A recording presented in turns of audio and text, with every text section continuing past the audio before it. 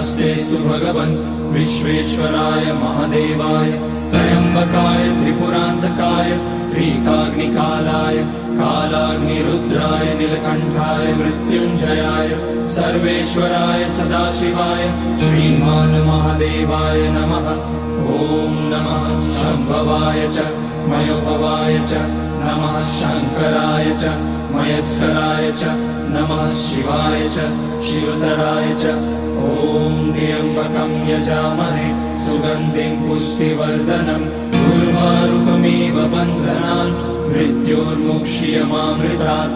नागेन्द्रहाराय त्रिलोचनाय भस्माकराय महेश्वराय नित्याय शुद्धाय दिगम्बराय तस्मै नकाराय नमः शिवाय। मन्दाकिनी सलिलचन्दन चर्चिताय नन्दीश्वर प्रणतनाथ